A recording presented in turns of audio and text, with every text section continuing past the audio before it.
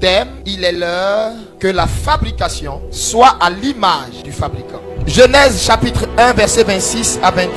Ézéchiel 37 verset 1 à 13. Tout produit représente forcément son fabricant. Tout produit représente une marque, représente une maison, représente un fabricant. Et tout fabricant a l'obligation de répondre de son produit. Vous avez la responsabilité de son efficacité ou de son inefficacité. C'est la raison pour laquelle vous trouverez sur chaque produit le logo de son fabricant ou le logo de la maison d'où il sort. Si nous n'avons pas envie de dire l'église évangélique des rachetés du Christ, l'église évangélique des rachetés du Christ est représentée par son logo. Quand quelqu'un veut imiter ce produit qu'une maison lance, vous allez voir que s'il répète trait pour trait le nom de la marque, à temps normal, il sera poursuivi. Puisque eux, ce qu'ils offrent, c'est la qualité. Et donc, si tu présentes quelque chose qui est de la pacotille, c'est toute une image que tu es en train de détruire, de salir, de mépriser. Ça nous ramène donc à ce qui s'est passé en Genèse chapitre 1, verset 26. Lors de la création, la Bible dit, alors que Dieu dit, faisons le ciel et la terre, faisons la végétation, qu'il y ait des astres luminaires, des étoiles dans le ciel. Et tout ça, tout ce que Dieu dit, paraît. Il arrive au 6e jour. Dieu constate que de tout ce qu'il a créé, il n'y a rien qui lui ressemble. Même dans le ciel, les anges qui y sont, aucun ne lui ressemble. Et alors, Dieu dit, il faut que nous fassions l'homme à notre image.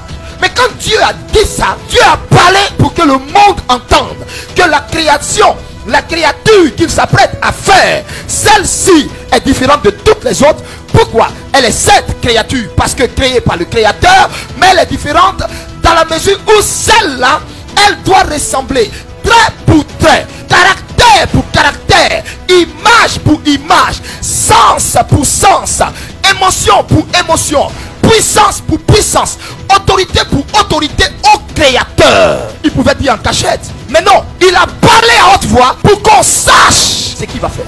Pour dire que celle qui vient, celui qui vient va représenter toute une marque. Il va représenter toute une institution. Et quelle institution? Le trône. Donc Dieu veut qu'on sache que la femme que tu vois, que tu traites de Yamancé là, toi tu es passé d'homme en homme jusqu'à aujourd'hui là, tu as vieilli, personne n'était marié. Oui, personne ne l'a marié, mais attention à ce que ta bouche dit. Elle est l'image du Créateur. Et quand quelqu'un ne se connaît pas lui-même, il ne connaît pas son identité, il ne sait même pas qu'est-ce qui s'est passé pour qu'il soit créé, quand lui-même ne comprend même pas le mystère qui renfermait sa création, lui-même se méprise. La puissance de Dieu qui t'a été donnée lors de la création va commencer à agir en toi quand toi-même tu vas commencer à donner de l'intérêt à ta propre personne. Il y a une image que nous sommes censés représenter. Qu'est-ce qu'une image? L'image, c'est ce que nous projetons de façon visible. Quelque chose qu'on peut clairement identifier. Vous me suivez? Et il ne s'arrête pas là. Quand il dit faisons l'homme à notre image, il va plus loin et il dit à notre ressemblance. Ressemblance, c'est-à-dire, il parle en termes d'émotion, de capacité, de morale, en termes de tout ce qui est spirituel. Donc il y a d'abord l'image qui est physique et la ressemblance qui est spirituelle. Donc quand il dit ça, pour lui, il faut que d'abord quand on te voit, on voit Dieu arriver. Dans le jardin d'Éden, chaque fois que Adam passait, tous les animaux étaient prosternés devant Adam. Parce que c'était l'image de Dieu qui passait. On le regardait. Pourquoi? Parce que jamais personne n'avait vu Dieu. Jamais personne ne savait à quoi il ressemblait. Il voyait un trône et sur ce trône, quelqu'un était assis. Une boule de feu, une masse de feu. Un homme était assis. On n'entendait que la voix. Et chaque fois qu'il parle, c'est des grondements de tonnerre, des fracas, des éclairs, des vacillements, de lumière partout. Par sa simple parole. Et donc, Dieu prend la poussière et il fait quelqu'un qui va lui ressembler. Dieu a connecté Adam à sa ressemblance lorsqu'il était maintenant en train de libérer les paroles de bénédiction. Lorsque Dieu disait, dominez sur la création. Assujettissez, multipliez-vous. Tout ce que vous touchez doit connaître la réussite, le succès, la multiplication.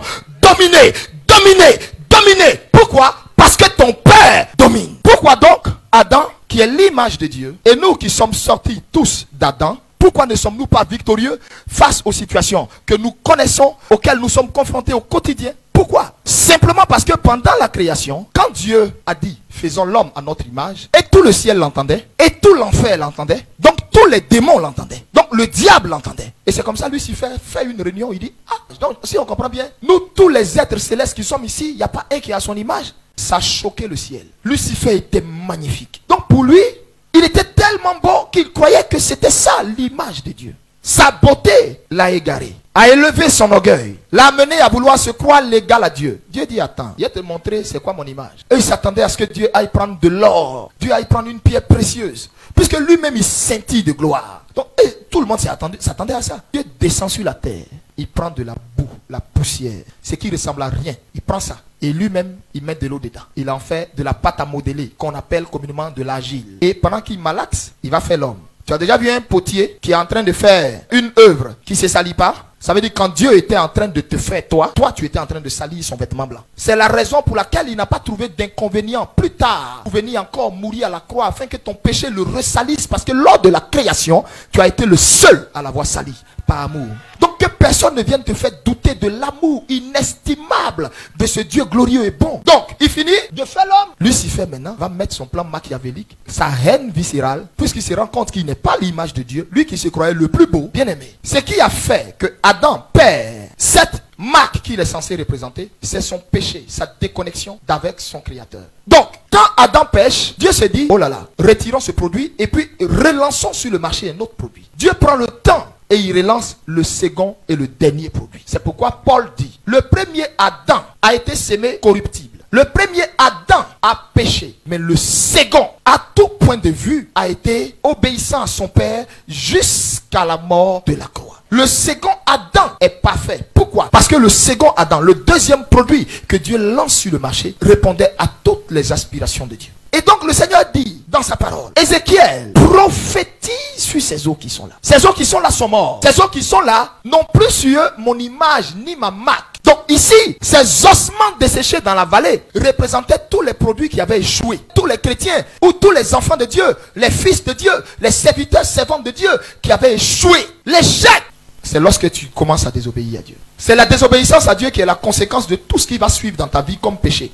La raison pour laquelle la puissance de Dieu ne peut pas agir avec toi, c'est ta désobéissance à Dieu. Donc à un moment donné, moi je pensais que Dieu faisait la discrimination. Donc je demandais, je voulais savoir. C'est là il m'a dit, retiens ceci. Ces trois choses rendront au nom de Jésus efficace. Ton degré d'obéissance et ton amour pour moi. Le degré de l'intimité que tu as avec moi. Écoute-moi, plus tu prends du plaisir dans la présence de Dieu, plus la puissance de Dieu augmente. Plus tu es dans sa présence, plus la puissance que tu portes augmente. Plus ça s'amplifie. Et par la suite, plus tu te sanctifies, plus le Seigneur t'agrée. Et plus quand tu parles, plus il t'écoute, plus il est sensible à la voix qui parle. Je n'invente rien.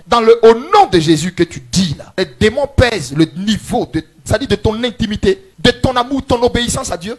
Es-tu le genre de personne à qui, quand Dieu parle, qui obéit à l'aveuglette, ou bien qui est dans ses raisonnements à réfléchir? Qu'est-ce qui a fait que Jésus a réussi là où tous les autres prophètes ont échoué? Jésus était extrêmement obéissant à son Père jusqu'à la mort à la croix. Si l'onction agit plus avec certains et l'onction n'agit pas avec d'autres, c'est parce que ces certains-là ont décidé maintenant d'obéir à Dieu. Ils ont décidé de ne plus faire comme les autres. Ils ont décidé de perdre la gloire de ce monde, de tout perdre et puis d'être au pied du Seigneur. Quand Élie le Tishbite parlait, il était capable de fermer le ciel. Comment cela était-il possible? Parce que sa bouche était sanctifiée. Mais pourquoi toi, au nom de Jésus est inefficace? Pourquoi toi, quand tu es devant un sorcier, tu veux utiliser ce nom? Tu te rends compte que c'est pas ça. Simplement parce que tu as décidé d'être un produit défaillant, un produit rebelle à la marque qu'il est censé représenter. Tu as décidé d'être un produit qui veut salir l'image de la marque qu'il est censé représenter. Tu as décidé d'être un enfant rebelle à son père. Aucun père ne voudra accepter qu'on colle son image à un enfant délinquant, un enfant impoli, le voleur du quartier. Et toi, tu représentes une image que tu t'efforces à salir. Tu ne te rends même pas compte que ton problème, depuis 2019, Dieu devait te bénir. Tu devais être marié. C'est ta désobéissance, ton amour du péché là. C'est ce qui éloigne la grâce qui était censée venir à toi.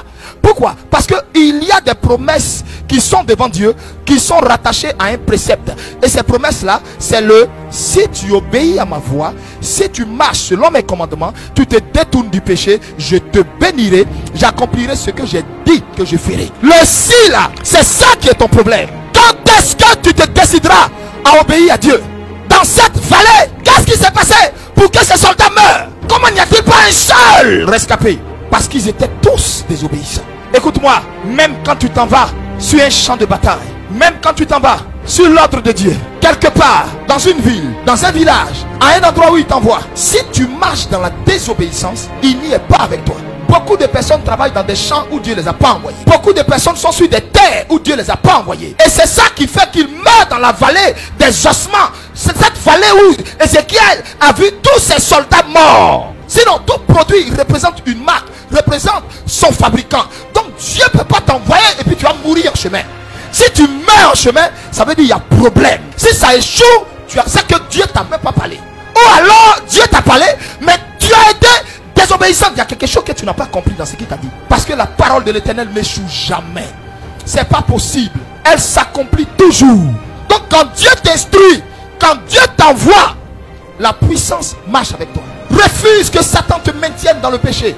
Refuse que Satan te maintienne dans les raisonnements. Il y a quelque chose qui vaut la peine que nous perdions la gloire de Dieu. Le jour où j'ai regardé ma maison et j'ai dit, je m'en fous du confort que tu peux me donner. Le jour où j'ai regardé mon placard et j'ai dit, je m'en fous d'être choco. Ça vaut la peine de perdre la gloire physique et toucher ce qui est céleste, ce qui est spirituel, pour que des nations, des vies, des femmes, des hommes, des gens souffrant de maladies de tout genre soient guéris. J'ai pensé à toi en montant à cette montagne.